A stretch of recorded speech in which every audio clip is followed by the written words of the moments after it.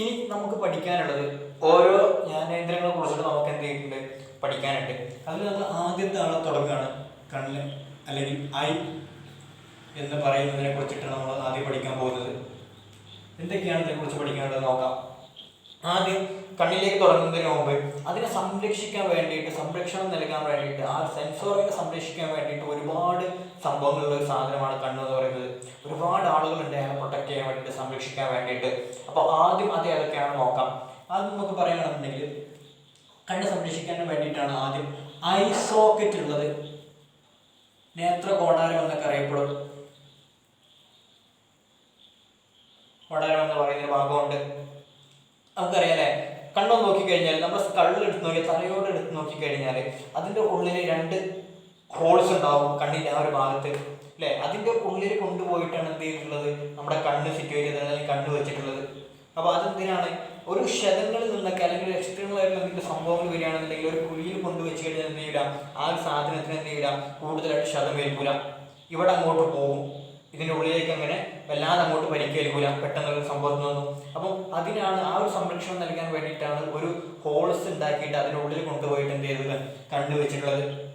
അപ്പോൾ ആദ്യമായിട്ട് സംരക്ഷണം നൽകാനുള്ള പരിപാടിക്കാണ്, പ്രൊട്ടക്ഷന് വേണ്ടിയിട്ടാണ് എന്ത് ചെയ്തത്, ഐ സോക്കറ്റിൻ്റെ ഉള്ളിൽ അല്ലെങ്കിൽ നേത്രകോടാരം എന്ന് പറയുന്ന ആ ഒരു ഹോളിൻ്റെ ഉള്ളിൽ കൊണ്ടുപോയിട്ട് കണ്ണെ അക്കോമഡേറ്റ് ചെയ്തിട്ടുള്ളത്, കണ്ണിൽ വെച്ചിട്ടുള്ളത്. അത് കഴിഞ്ഞിട്ട് രണ്ടാമതായിട്ട് ഇവിടെ തന്നെ നമുക്ക് പറയാം എന്തുണ്ട്, കണ്ണ് സംരക്ഷിക്കാൻ വേണ്ടിയിട്ട് ഐ മസിലുകളുണ്ട്.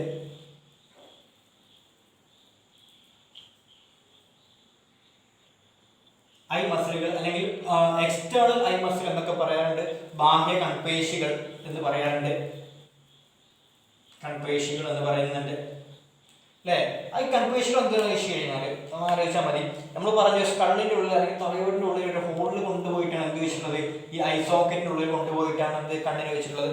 അപ്പോൾ അതിനെ, ആ കണ്ണിനെ അവിടെ പിടിപ്പിച്ച് നിർത്താൻ വേണ്ടി അല്ലെങ്കിൽ അവിടെ പിടിച്ചു നിർത്താൻ വേണ്ടിയിട്ടുള്ള മസിലുകളെയാണ്, പേശികളെയാണ് നമ്മൾ എന്ത് വിളിക്കുക, എക്സ്റ്റേണൽ ഐ മസിൽ അല്ലെങ്കിൽ ബാഹ്യ കൺപേശികൾ എന്നൊക്കെ വിളിക്കുക. അവിടെ ഒരു മസിലുകളൊന്നും ഇല്ലാന്നുണ്ടെങ്കിൽ, അല്ലെങ്കിൽ ആ സാധനത്തിന് കണ്ണിനോട് പിടിച്ചു നിർത്താനൊന്നും ഇല്ലാന്നുണ്ടെങ്കിൽ എന്ത് ചെയ്യും, ഒന്ന് തട്ടിക്കൊടുത്താൽ എന്ത് ചെയ്യും, അതിനോട് പുറത്തോട്ട് ചാടുമായിരുന്നു അല്ലേ. ആ ചാടാതിരിക്കാൻ വേണ്ടിയിട്ട്, അതിനോട് പിടിച്ചു നിർത്താൻ വേണ്ടിയിട്ടുള്ള പേശികളാണ് എക്സ്റ്റേണൽ ഐ മസിൽ ആൻഡ് കൺപേശികൾ എന്ന് പറയുന്നത്. അത് കഴിഞ്ഞിട്ട് മൂന്നാമതായിട്ട് നമുക്ക് പറയാനുള്ളത് ഐബ്രോസ് കാണാൻ പറ്റും. ഐബ്രോസ് അല്ലെങ്കിൽ പുരികം എന്ന് പറയും നമ്മൾ, കണ്ണിന്റെ പുരികം എന്ന് പറയുന്ന ഭാഗം. അതെന്താണ്, ഈ ഒരു ഭാഗമാണ് കണ്ണിന്റെ പുരികം. ഐബ്രോസ് എന്ന് പറയുന്നത് ഇതാണ്.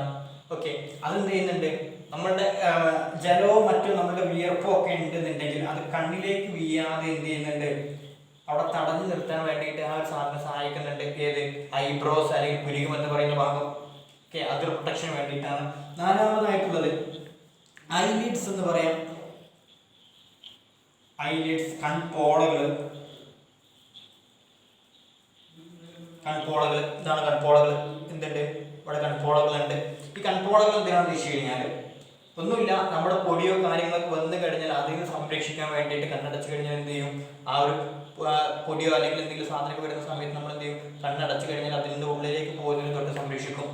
ഡസ്റ്റ് പാർട്ടിക്കിൾസും മറ്റേതിന് ഒക്കെ സംരക്ഷണം നൽകാൻ വേണ്ടിയിട്ടാണ് എന്ത് ചെയ്യുന്നത്, പൊടി പോലുള്ള സംഭവങ്ങൾ സംരക്ഷിക്കാൻ വേണ്ടിയിട്ടാണ് ഐലിഡ്സ് അല്ലെങ്കിൽ കൺപോളകൾ ഉള്ളത്. അത് കഴിഞ്ഞിട്ട് പിന്നീട് വരുന്നതാണ്, സംരക്ഷണത്തിന് വേണ്ടിയിട്ട് തന്നെ വരുന്നതാണ് ഐ ലാഷസ് ഉണ്ട്. ഐ ലാഷസ്, ഇതാണ് ഈ ഒരു ഭാഗം, ഐ ലാഷസ് എന്ന് പറയുന്നത്. ഓക്കെ, കണ്ണിന്റെ പീലികൾ എന്ന് പറയും. നമുക്ക് പീലികൾ, ഐ ലാഷസ് പീലികൾ എന്ന് പറയും.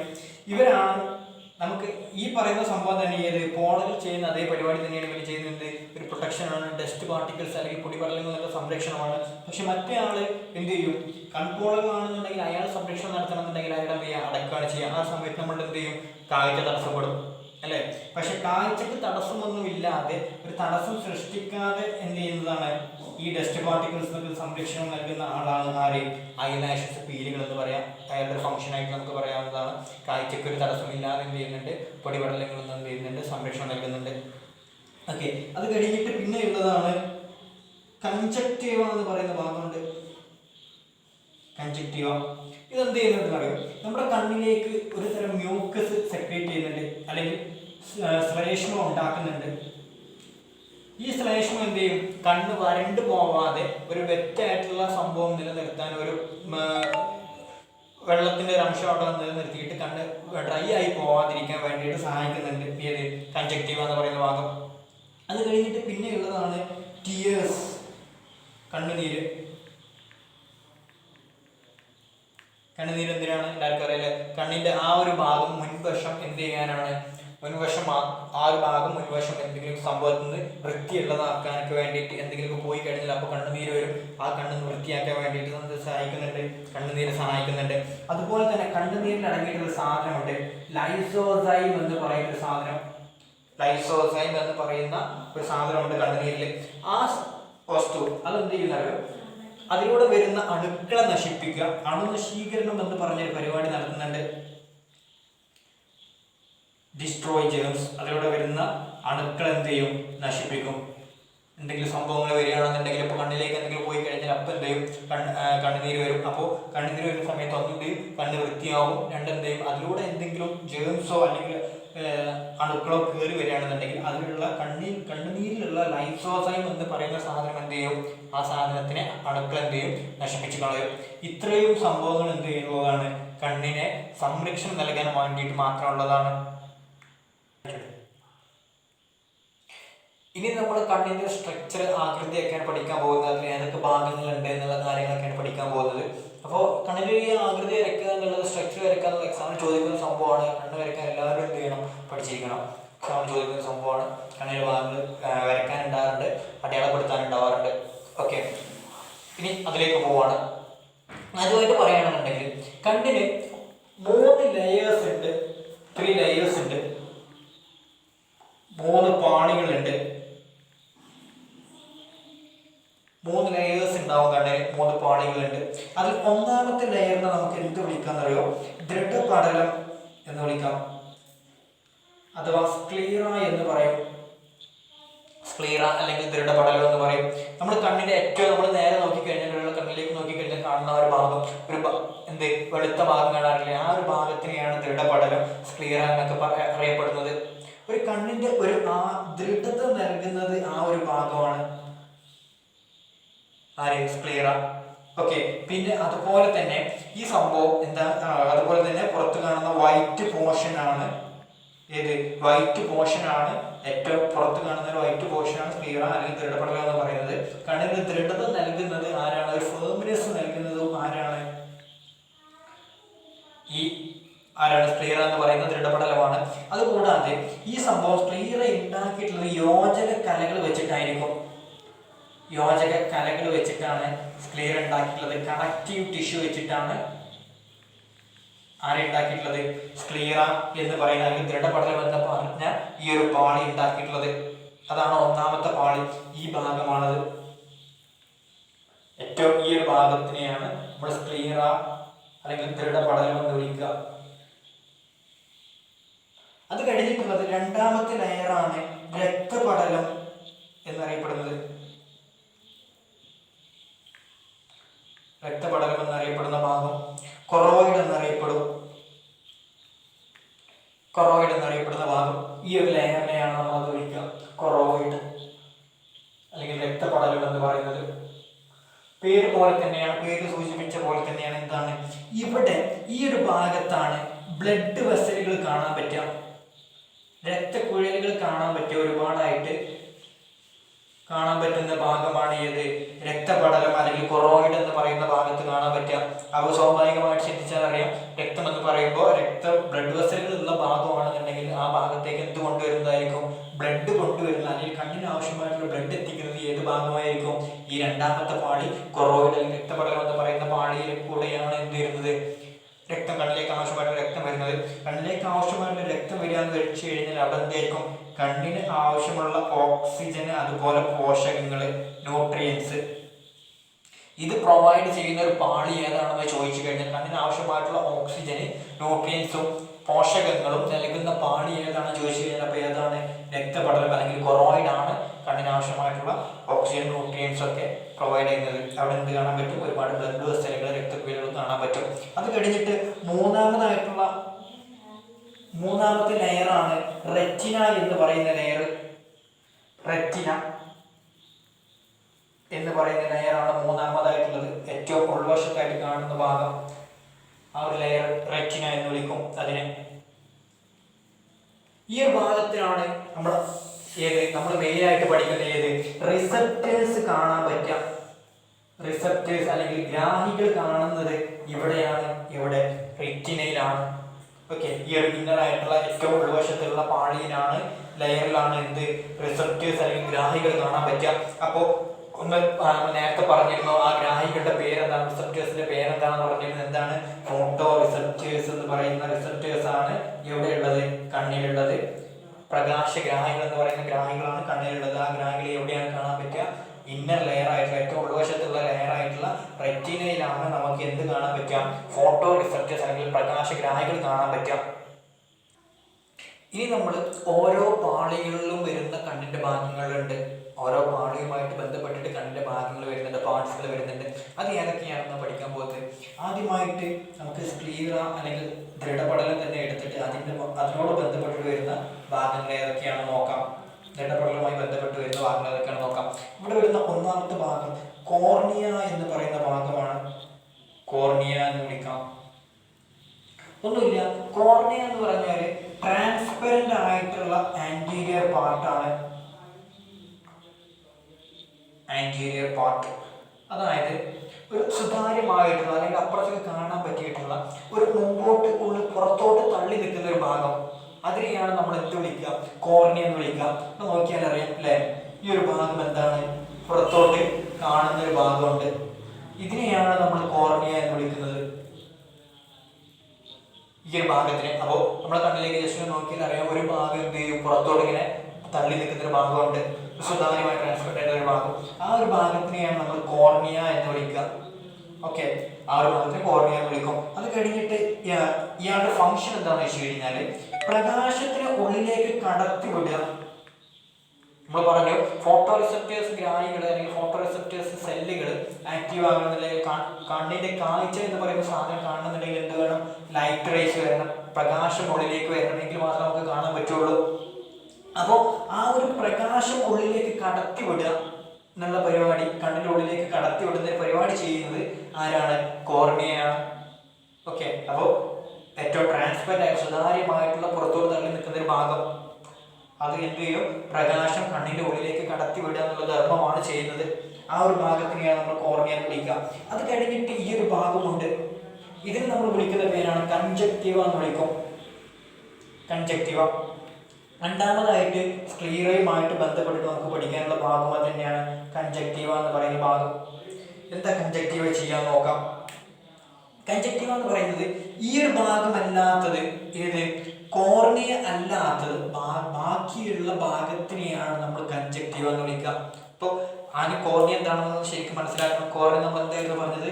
പുറത്തോട്ട് തള്ളി നിൽക്കുന്ന സുതാര്യമായിട്ടുള്ള ട്രാൻസ്പെറന്റ് ആയിട്ടുള്ള ഭാഗം. അപ്പൊ ഇത്ര മാത്രമേ എന്ത് വരുള്ളൂ? കോർണിയ ഉണ്ടാവുള്ളൂ.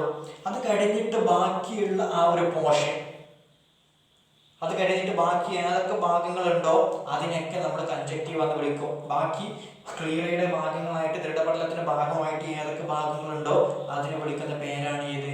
കൺജക്റ്റീവ എന്നുള്ളത്. ഇനി ഈ ഭാഗം, ഈ കൺജക്റ്റീവ് ചെയ്യുന്ന പരിപാടി എന്താണെന്ന് വെച്ച് കഴിഞ്ഞാൽ ഇത് കവർ ചെയ്തിട്ട് പ്രൊട്ടക്റ്റ് ചെയ്യും. കവർ ചെയ്തിട്ട് പ്രൊട്ടക്റ്റ് ചെയ്യും. അതായത് ഒരു കണ്ണിന്റെ ഈ ഒരു ഭാഗം കവർ ചെയ്തിട്ട് എന്ത് ചെയ്യും? സംരക്ഷണം നൽകും. ആവരണം ചെയ്തിട്ട് എന്ത് ചെയ്യും? സംരക്ഷിക്കുക എന്നുള്ള ധർമ്മമാണ് ആര് ചെയ്യുന്നത്? കൺജക്റ്റീവ ചെയ്യുന്നത്. അപ്പോൾ ഈ ഒരു കോർണിയയുടെ സംരക്ഷണത്തിന് വേണ്ടിയിട്ടാണ് കൺജക്റ്റീവ എന്ന് പറയുന്ന ഭാഗമുള്ളത്. ഓക്കെ, ഇതാണ് സ്ക്ലീറയുമായിട്ട് ബന്ധപ്പെട്ടിട്ട് രണ്ട് ഭാഗങ്ങൾ, കണ്ണിന്റെ ഭാഗങ്ങൾ പഠിക്കാനുള്ളത്. അടുത്തത് നമുക്ക് പഠിക്കാനുള്ളത് രണ്ടാമത്തെ ലെയർ ആയിട്ടുള്ള കൊറോയിഡുമായിട്ട് ബന്ധപ്പെട്ടിട്ടുള്ള ഭാഗമാണ്, അല്ലെങ്കിൽ രക്തപ്പടലുമായിട്ട് ബന്ധപ്പെട്ടിട്ടുള്ള ഭാഗങ്ങൾ ഏതൊക്കെയാണെന്നുള്ളത് പഠിക്കാനുള്ളത്. ഇവിടെ ആദ്യമായിട്ട് പഠിക്കാനുള്ളത് ഐറിസ് എന്ന് പറയുന്ന ഭാഗമാണ്. ഐറിസ്, ഈ ഒരു ഭാഗമാണ് ഐറിസ് എന്ന് വിളിക്കുക. ഐറിസ് എന്ന് വിളിക്കുന്നത്. ഓക്കെ, രണ്ടാമത്തെ ലെയറാണ്. ആ ലെയറിൽ അപ്പൊ നമുക്ക് എങ്ങനെ പറയാം? കോർണിയയുടെ പിറകിലായിട്ട് കാണുന്ന ഭാഗം, കോർണിയയുടെ തൊട്ട് പിറകിലായിട്ട് കാണുന്ന ഒരു ഭാഗത്തിനെയാണ് ഐറിസ് എന്ന് വിളിക്കുക. ഓക്കെ, നമ്മൾ എന്ത് പറയാൻ, കൃഷ്ണമണി എന്നൊക്കെ പറയാറുണ്ട് മലയാളത്തിൽ അതിനെ. ആ ഒരു ഭാഗത്തിനെയാണ് ഐറിസ് എന്ന് പറയുന്നത്. ഇവിടെ കൃഷ്ണമണിക്ക് നമ്മൾ ശ്രദ്ധിച്ചാൽ അറിയാലേ പല നിറത്തിൽ കാണാറുണ്ട്. ചിലത് കറുപ്പായിരിക്കും, ചിലത് ബ്രൗൺ ആയിരിക്കും, അതുപോലെ ബ്ലൂ ഒക്കെ കാണുന്നുണ്ട്. അപ്പൊ അതിന് പിന്നിലുള്ള രഹസ്യം എന്താണെന്ന് ചോദിക്കാറുണ്ട്. എക്സാക്ട് കാണുന്ന ഒരു ഭാഗമാണ് എന്ത്, ആ നിറം നൽകുന്നത് ഏതാണെന്നുള്ളത്. കണ്ണില് ഈ ഒരു ഭാഗത്ത് മെലാനിൻ എന്ന് പറയുന്ന ഒരു പിഗ്മെന്റ് ഉണ്ട്, ഒരു വർണ്ണകമുണ്ട്. മെലാനിൻ എന്ന് വിളിക്കും അതിനെ. മെലാനിൻ എന്ന് പറയുന്ന ഒരു വർണ്ണകം, ഒരു പിഗ്മെന്റ്.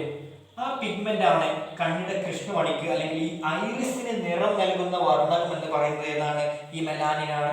മെലാനിന്റെ അളവ് കൂടിക്കഴിഞ്ഞാൽ എന്ത് ചെയ്യും? ഡാർക്ക് കളർ വർദ്ധിക്കും. അല്ലെങ്കിൽ എന്ത് ചെയ്യും? മെലാനിന്റെ അളവ് അംശം കുറവാണെന്നുണ്ടെങ്കിൽ കളർ ചേഞ്ച് ആവും. അപ്പോൾ മെലാനിൻ സ്ഥിരമായിട്ട് കാണുന്ന ഒരു ഭാഗമാണ്, സ്ഥിരമായിട്ട് ക്വസ്റ്റ്യനിൽ വരുന്നൊരു ഭാഗമാണ് ഏതാണ്? മെലാനിൻ കാണപ്പെടുന്ന അല്ലെങ്കിൽ മെലാനിൻ വർണ്ണകം കാണുന്ന കണ്ണിന്റെ ഭാഗം ഏതാണെന്ന് ചോദിക്കാറുണ്ട്. അപ്പൊ ഏത് ഭാഗമാണ്? ഐറിസിലാണ് മെലാനിൻ എന്ന് പറയുന്ന ഭാഗം കാണുന്നത്.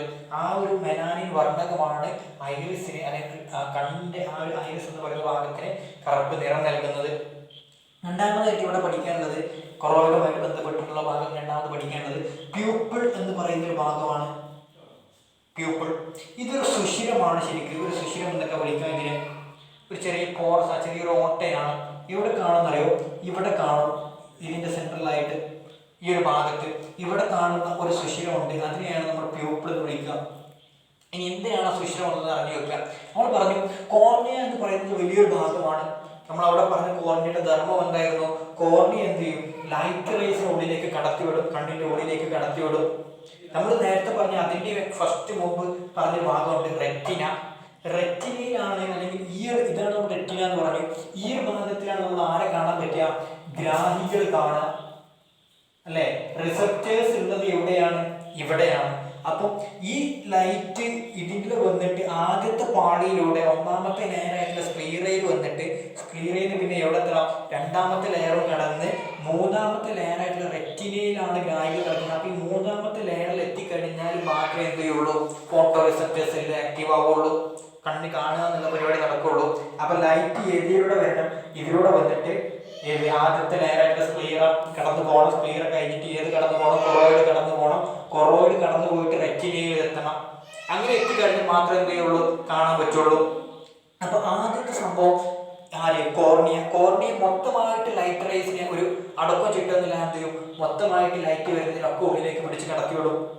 അതിനെ ഒന്നും കൂടി ഒന്ന് കൺട്രോൾ ചെയ്യാൻ വേണ്ടിയിട്ടാണ് ഇവിടെ പ്യൂപ്പിൾ എന്ന് പറയുന്ന ഭാഗമുള്ളത്. ഈ ഒരു സുഷിരത്തിലൂടെ ഇവിടെ എന്ത് ചെയ്യും? നമ്മൾ അറിയാലേ ഒരു ടോർച്ചൊക്കെ വെച്ചിട്ട് നമ്മൾ ടോർച്ച് അടിക്കുകയാണെന്ന് കരുതുക, ഒരു വെളിച്ചമില്ലാത്ത റോട്ടിൽ ടോർച്ച് അടിക്കുകയാണെന്ന് കരുതുക. അപ്പോൾ എന്ത് ചെയ്യും? അതിൻ്റെ പ്രകാശത്തിൽ നമുക്ക് ഒരുപാട് സ്ഥലങ്ങൾ കാണാൻ പറ്റും. നേരെ മറിച്ചിട്ട് ആ ഒരു ചുമരുണ്ടെന്ന് കരുതുക. ആ ചുമരത്തിൽ ഒരു ചെറിയൊരു ഹോൾ ഇടുക, ഒരു സുഷിരം ഒരു ഹോൾ ഇടുക. എന്നിട്ട് ആ ഹോളിലൂടെ ടോർച്ച് അടിച്ച് കഴിഞ്ഞാൽ ആ ലൈറ്റിന്റെ ബീം കറക്റ്റായിട്ട് ഒരു സ്ഥലത്തേക്ക് മാത്രമായിരിക്കും ഫോക്കസ് ചെയ്യാം, ഒരു ഭാഗത്തേക്ക് മാത്രമായിരിക്കും എത്തുക. അപ്പം അങ്ങനെയുള്ള ഒരു പരിപാടി നടത്താൻ വേണ്ടിയിട്ടാണ് ഇവിടെ പ്യൂപ്പിൾ എന്ന് പറയുന്ന ഭാഗമുള്ളത്. അതെന്ത് ചെയ്യും? ഇത് ഈ കോർണിയ കടത്തിവിടുന്ന ലൈറ്റിനെ എല്ലാത്തിനോട് എന്ത് ചെയ്യും? ഒരു സ്ഥലത്തേക്ക് ഫോക്കസ് ചെയ്യാൻ വേണ്ടിയിട്ട് സഹായിക്കും. ഉള്ളിലേക്ക് റെറ്റിനയിലെ ഒരു സ്ഥലത്തേക്ക് ഫോക്കസ് ചെയ്യാൻ വേണ്ടിയിട്ട് സഹായിക്കും. അപ്പം ലൈറ്റിന്റെ തീവ്രതക്കനുസരിച്ചിട്ട് ആര് വലുതാവാനും ചെറുതാവാനുള്ള കഴിവുണ്ട് ആർക്ക്? പ്യൂപ്പിളിന്. ലൈറ്റിന്റെ തീവ്രത ഒരുപാട് കൂടുതലാണെന്നുണ്ടെങ്കിൽ എന്ത് ചെയ്യും? പ്യൂപ്പിൾ ചെറുതാവും. തീവ്രത കുറവാണെന്നുണ്ടെങ്കിൽ എന്ത് ചെയ്യും? പ്യൂപ്പിൾ വലുതാവും. കാരണം പ്യൂപ്പിൾ അപ്പോൾ വലുതായി കഴിഞ്ഞാൽ മാത്രമേ എന്ത് ചെയ്യാൻ പറ്റുള്ളൂ? കൂടുതൽ വെളിച്ചത്തിനുള്ളിലേക്ക് കടത്തിവിടാൻ പറ്റുള്ളൂ. അപ്പം വെളിച്ചത്തിന്റെ തീവ്രതക്കനുസരിച്ചിട്ട് ഇന്റൻസിറ്റിയൊക്കെ അനുസരിച്ചിട്ട് ഇന്റൻസിറ്റി എന്നാ പറയാ, അല്ലെങ്കിൽ തീവ്രത. ഈ വെളിച്ചത്തിന്റെ തീവ്രതക്കനുസരിച്ചിട്ട് വലുതാവാനും ചെറുതാവാനും കഴിവുള്ള ഒരാളാണ് ആര്? പ്യൂപ്പിൾ എന്ന് പറയുന്ന ഭാഗം. അപ്പോൾ വെളിച്ചം കൂടുതലാണെന്നുണ്ടെങ്കിൽ എന്ത് ചെയ്യും? പ്യൂപ്പിൾ എന്ത് ചെയ്യും? ചെറുതാവും. എന്നിട്ട് കുറച്ച് രീതികൾ മാത്രം ഉള്ളിലേക്ക് കടത്തിവിടുള്ളൂ. വെളിച്ചത്തിന്റെ അളവ് കുറവാണെന്നുണ്ടെങ്കിൽ എന്ത് ചെയ്യും? പ്യൂപ്പിൾ വലുതാവും. നമ്മളൊന്ന് ആലോചിച്ച് നോക്കിയാൽ മതി. നമ്മുടെ കണ്ണില് വെളിച്ചം ഉണ്ടാകുന്ന സമയത്ത് കാണുന്നതും രാത്രി ഇരുട്ടാകുന്ന സമയത്ത് കാണുന്നതും രണ്ട് തരത്തിലായിരിക്കും. ആ സമയം കണ്ണിലേക്ക് ഒന്ന് തീവ്രമായിട്ട് നോക്കിക്കഴിഞ്ഞാൽ എന്ത് ചെയ്യും? നമ്മുടെ കണ്ണിന്റെ ഉള്ളിൽ, കൃഷ്ണമണിയുടെ ഉള്ളിൽ നമുക്ക് ചെറിയൊരു ആ ഒരു പ്യൂപ്പിൾ എന്ന് പറയുന്ന ആ ഒരു ശിഷ്യം കാണാൻ പറ്റും. അപ്പോൾ പറ്റ ചെറുതായിരിക്കും ആ ഒരു ഭാഗം ഉണ്ടാവുക വെളിച്ചം ഒരുപാടുള്ള സമയത്ത്. നേരെ മറിച്ച് ഒരു ഡാർക്ക് ലൈറ്റിലാണ്, അല്ലെങ്കിൽ ലൈറ്റ് ഇല്ലാത്ത ഭാഗത്താണെന്നുണ്ടെങ്കിൽ എന്ത് ചെയ്യും? ആ പ്യൂപ്പിൾ എന്ന് പറയുന്ന ആ സെൻട്രൽ പോർഷൻ എന്ത് ചെയ്തിട്ടുണ്ടാവും? വലിയ തോതിൽ നമുക്ക് കാണാൻ പറ്റും. ടെക്സ്റ്റ് ബുക്കിൽ അതിൻ്റെ പിക്ചറൊക്കെ ഉണ്ട്, വലുതായിട്ടും ചെറുതായിട്ടുള്ള ഒരു പിക്ചറൊക്കെ ഉണ്ട്. അത് നോക്കിയിട്ട് എന്ത് ചെയ്യാം? ശരിക്കും മനസ്സിലാക്കാം. അടുത്തത് മൂന്നാമതായിട്ട് ഇവിടെ പഠിക്കേണ്ടത് ലെൻസാണ്. സ്വാഭാവികമായിട്ടും കണ്ണിലൊരു ലെൻസ് ഉണ്ട്. അല്ലെ? ഈ ഒരു ഭാഗത്തിനാണ് ലെൻസ് എന്ന് വിളിക്കുക.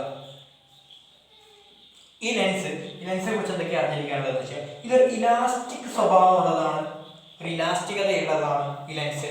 അതുപോലെ തന്നെ ട്രാൻസ്പെറൻ്റ് ആണ്, സുതാര്യതയുള്ളതാണ്, സുതാര്യമായ സാധനമാണ്, സുതാര്യമായതാണ്, അപ്പുറത്ത് കാണാൻ പറ്റുന്ന സാധനമാണ്, ട്രാൻസ്പെറൻ്റ് ആണ്. അതുപോലെ തന്നെ ലെൻസ് ഏതൊക്കെ ടൈപ്പ് ഉണ്ട് എന്ന് പഠിച്ചിട്ടുണ്ട്. ഏതൊക്കെ ഉണ്ടാവും? 2 തരത്തിലുള്ള ലെൻസ് ഉള്ളത് ഏതൊക്കെയുണ്ട്?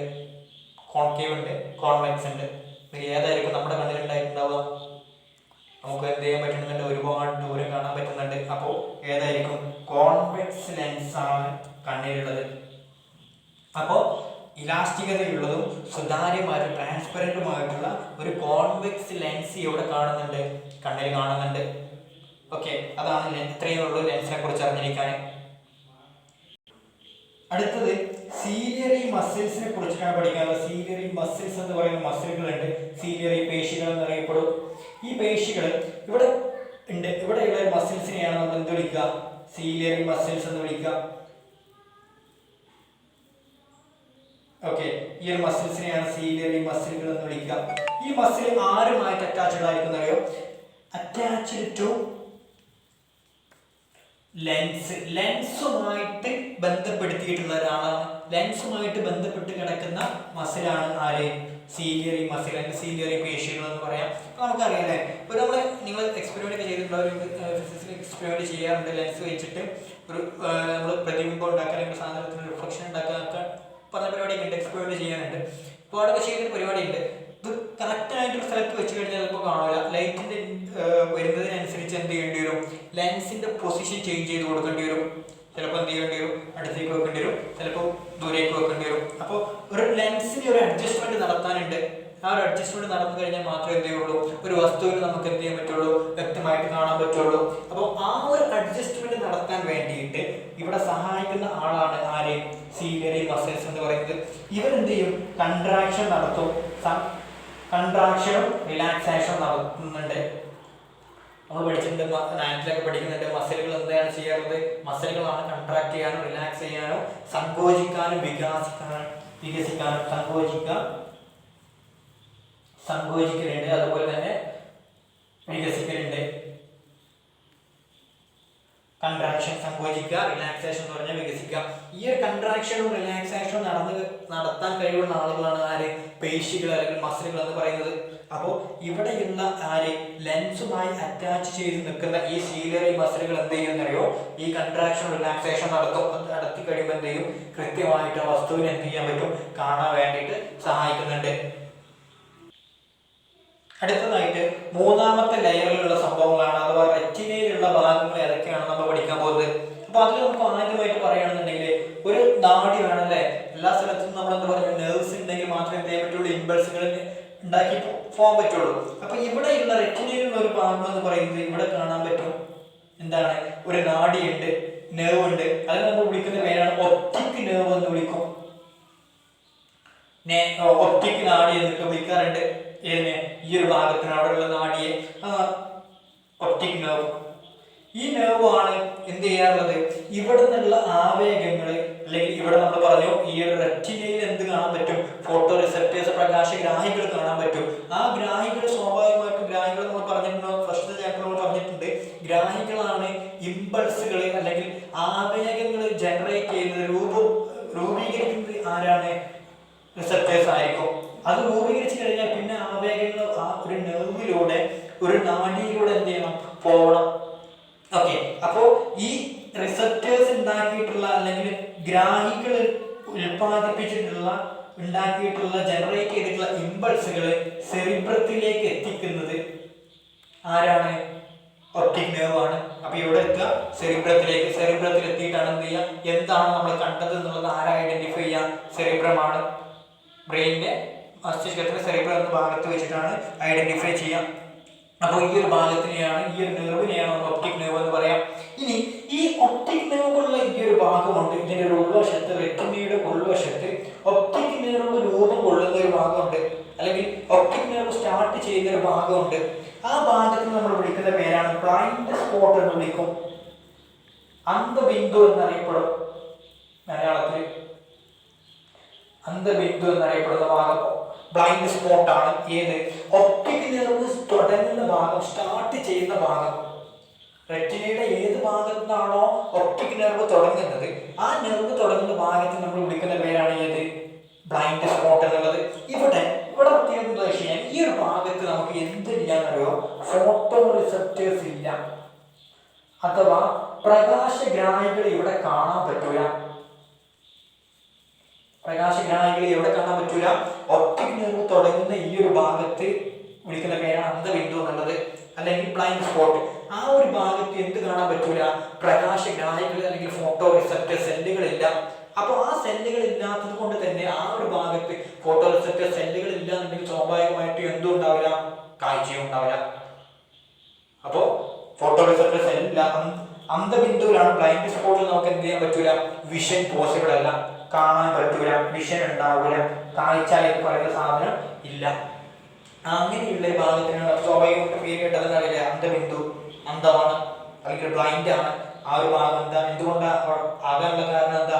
ഒപ്റ്റിക് നെർവ് അവിടെ നിന്നാണ് തുടങ്ങുന്നത്. ആ ഒരു കാരണം കൊണ്ടാണ് അവിടെ നിന്നില്ലാത്തത്, ഫോട്ടോ റിസപ്റ്റർ സെല്ലുകൾ ഇല്ലാത്തത്. ഓക്കെ, ഇനി അത് കഴിഞ്ഞിട്ട് മൂന്നാമത്തെ ഒരു ഭാഗം പഠിക്കാനുള്ളത് വേറൊരു സ്പോട്ട് തന്നെയാണ്, ഒരു ബിന്ദു തന്നെയാണ്. ഇതുപോലുള്ള വേറെ സ്പോട്ട് ഉണ്ട്, അതിനെ വിളിക്കുന്ന പേരാണ് യെല്ലോ സ്പോട്ട് എന്ന് വിളിക്കും, പീതബിന്ദു എന്ന് വിളിക്കും. പീതബിന്ദു എന്നറിയപ്പെടുന്ന ഭാഗം ഈ ഭാഗത്ത്, അത് ഈ ഒരു ഭാഗമായിട്ട് വരിക. ബ്ലൈൻഡ് സ്പോട്ട് അല്ലാത്ത ഭാഗങ്ങൾ ഏതൊക്കെയാണോ അതിനെയൊക്കെ നമ്മൾ വിളിക്കുന്ന ഭാഗമാണ് ഇത് യെല്ലോ സ്പോട്ട് എന്ന് വിളിക്കും. യെല്ലോ സ്പോട്ട് ഇത് ബ്ലൈൻഡ് സ്പോട്ടാണ്, യെല്ലോ സ്പോട്ടാണ്. ബ്ലൈൻഡ് സ്പോട്ട് അല്ലാത്ത ഭാഗങ്ങളൊക്കെ നമുക്ക് യെല്ലോ സ്പോട്ട് എന്ന് വിളിക്കാം. ഈ ഭാഗത്ത് പ്രത്യേകത എന്താ വെച്ചാൽ ഇവിടെ ഏറ്റവും കൂടുതൽ ഫോട്ടോ റിസപ്റ്റർ സെല്ലുകൾ കാണാൻ പറ്റുന്ന ഭാഗമാണ് യെല്ലോ സ്പോട്ട് എന്ന് പറയാം. ഒരുപാട് ഇന്ദ്രിയം കാണാൻ പറ്റും, ഫോട്ടോ റിസപ്റ്റർ സെല്ലുകൾ കാണാൻ പറ്റും. അപ്പൊ നല്ല രീതിയിലുള്ള കാഴ്ച പോസിബിൾ ആണെന്നുണ്ടെങ്കിൽ എവിടെ വരണം? യെല്ലോ സ്പോട്ടിൽ ഇമേജ് ഫോം ചെയ്താൽ മാത്രമേ, റിഫ്ലക്ഷൻ ഫോം, ഇമേജ് ഫോം ചെയ്താൽ മാത്രമേ എന്ത് ചെയ്യാൻ പറ്റുള്ളൂ? നമുക്ക് നല്ല രീതിയിൽ കാണാൻ പറ്റുള്ളൂ. അപ്പൊ ഏറ്റവും കൂടുതൽ ഫോട്ടോ റിസപ്റ്റർ സെല്ലുകളുള്ള ഭാഗത്തിനെ, പ്രകാശഗ്രാഹികളുള്ള ഭാഗത്തിന് എന്ത് വിളിക്കും? പീതബിന്ദു അല്ലെങ്കിൽ യെല്ലോ സ്പോട്ട് എന്ന് വിളിക്കും. പ്രകാശഗ്രാഹികൾ കാണാത്ത റെറ്റിനയുടെ ഭാഗത്തിന് എന്ത് വിളിക്കും? ബ്ലൈൻഡ് സ്പോട്ട് എന്ന് വിളിക്കും. അതിനുള്ള നെർവിനെ, നാഡിയെ നമ്മൾ വിളിക്കുന്ന പേരാണ് ഒപ്റ്റിക് നെർവ് എന്നുള്ളത്. അതാണ് സെറിബ്രത്തിൽ വെച്ചിട്ടാണ് ഈ സാധനം ഐഡന്റിഫൈ ചെയ്യുന്നത്. ഇത്രയുമാണ് കണ്ണിനെ കുറിച്ച് നമുക്ക് അറിഞ്ഞിരിക്കാനുള്ള ഭാഗങ്ങൾ. കണ്ണിനെ കുറിച്ച് മൊത്തമായിട്ട് ഇത്രയും ഭാഗങ്ങളാണുള്ളത്. അപ്പോൾ ഏതൊക്കെ ഭാഗങ്ങൾ പഠിച്ചു? 3 പാളികളുണ്ട്. ഏതാണ്? സ്ക്ലീറ, കൊറോയിഡ്, അതുപോലെ തന്നെ റെറ്റിന. സ്ക്ലീറ എന്ന് പറയുന്നതിനെ നമുക്ക് ദൃഢപടലം എന്ന് പറയാം. അത് കഴിഞ്ഞിട്ട് രക്തപടലമുണ്ട്, അത് കഴിഞ്ഞിട്ട് റെറ്റിനയുണ്ട്. 3 ഭാഗങ്ങൾ. പിന്നെ അതിനോടനുബന്ധപ്പെട്ട് വരുന്ന ഭാഗങ്ങൾ ഏതൊക്കെയാണ്? സ്ക്ലീറയിലാണ് കോർണിയ ഉണ്ട്, കൺജക്റ്റീവ് ഉണ്ട്. അത് കഴിഞ്ഞിട്ട് രണ്ടാമത്തെ രക്തപടലത്തിൽ എന്തുണ്ട്?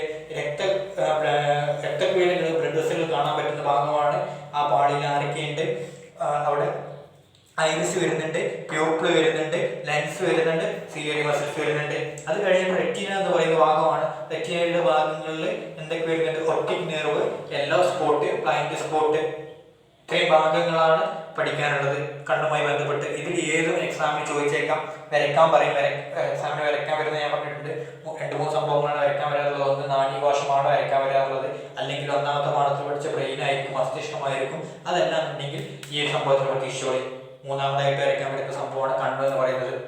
കണ്ണ് ബന്ധപ്പെട്ട് കഴിഞ്ഞാൽ വരയ്ക്കാൻ വരും, വരച്ചിട്ട് ഈ ഭാഗങ്ങൾ അടയാളപ്പെടുത്താനും പറയും. അപ്പോൾ അത് പറഞ്ഞിരിക്കുക. ഇത്രയും സംഭവങ്ങളാണ് കണ്ണുമായി ബന്ധപ്പെട്ട് പഠിക്കാനുള്ളത്.